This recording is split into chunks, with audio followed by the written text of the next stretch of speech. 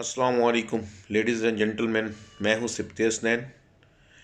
آج کی ویڈیو بہت مختصر اور جامع بنانے کی کوشش کروں گا۔ گو کہ سیالکوٹ واقعے کو کافی عرصہ ہو چکا ہے اور میں کافی دیر سے یہ ویڈیو اپلوڈ کر رہا ہوں،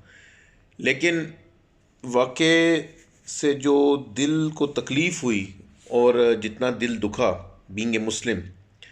تو وہ تو بیان سے بھی باہر ہے۔ لیکن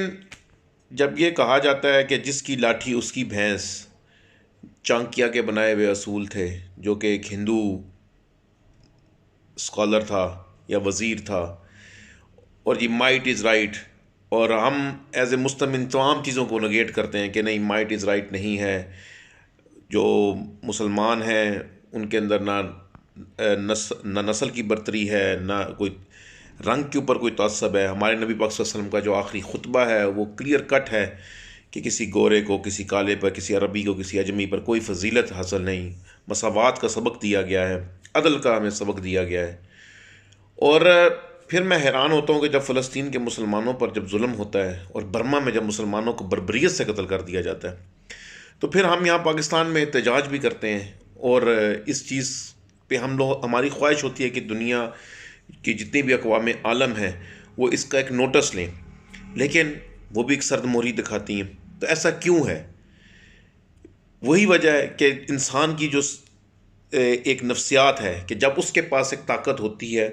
تو وہ اس طاقت کو اپنے سے کمزور کے اوپر پوری طرح آزما دیتا ہے، جبکہ ہمارا دین، ہمارے پیغمبر نبی پاک صلی اللہ علیہ وسلم، ان کی تعلیمات ان سے یکسر مختلف ہیں کہ طاقتور ہوتے ہوئے بھی، فاتح مکہ ہوتے ہوئے بھی،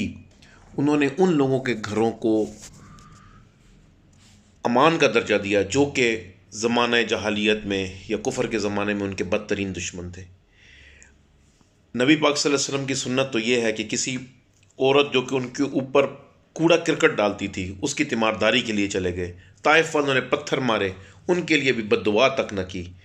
تو بینگ اے مسلم میں یہ چاہتا ہوں، میرا دل اس ٹائم شدید دکھ سے بھرا ہوا ہے کہ ہم اپنے بچوں کی تربیت کو جس طرح کریں کہ ہم اپنے نبی پاک صلی اللہ علیہ وسلم کی سنتیں ان کو بتائیں کہ ہمارے نبی پاک صلی اللہ علیہ وسلم کتنے نرم دل تھے، اور لوگوں نے کیسی کیسی ان کے ساتھ زیادتیاں کی، کسی نے ان کے کندھے کے اوپر اوجھنیاں رکھ دیں۔ میرے نبی پاک صلی اللہ علیہ وسلم نے آج تک کسی شخص سے بلند آواز میں بات نہیں کی، اور جو بھی ہمیں ان کے اسوہ حسنہ سے جتنے بھی ہمیں سبق ملتا ہے، اس میں صلہ رحمی ہی ملتا ہے، صلہ رحم ہی ملتا ہے۔ تو ایک شخص جو کہ سری لنکا سے ہمارے ملک میں روزگار کی تلاش میں آیا اور یہاں پہ وہ کام کر رہا تھا، بہت زیادتی کی ہم نے اس کے ساتھ، بہت زیادتی کی، اور میں ایز اے مسلمان انتہائی شرمندہ ہوں اپنے ان تمام نان مسلم بھائیوں سے کہ جن کے جذبات مجروح ہوئے۔ میں نہیں چاہتا کہ ہمارے ملک میں یہ دوبارہ رپیٹ ہو، اور اس کی کوشش ہم ماں باپ کے حیثیت سے اپنے بچوں سے کر سکتے ہیں، ان کو بتا سکتے ہیں کہ بیٹا، توہین مذہب یا توہین رسالت کس طرح ہوگی، اگر ہوگی تو اس کا ہمیں کس طرح ہم نے قانون کی مدد لینی ہے اس شخص کو کسی سزا دلوانے میں۔ بس اتنا سا میسیج تھا۔ اپنے بچوں پر خصوصی توجہ دیں کہ وہ دل میں ایک صبر اور ایک پیشنس، ان کے اندر ایک صبر اور کمپیشنیٹ ان کی طبیعت ہو کہ خام خواہ ایک چھوٹی سی بات کو بڑھا کر کسی کے اوپر پوائنٹ سکورنگ نہ کریں، نہیں تو اسی قسم کے ڈراسٹک رزلٹ نکلتے رہیں گے۔ Thank you very much.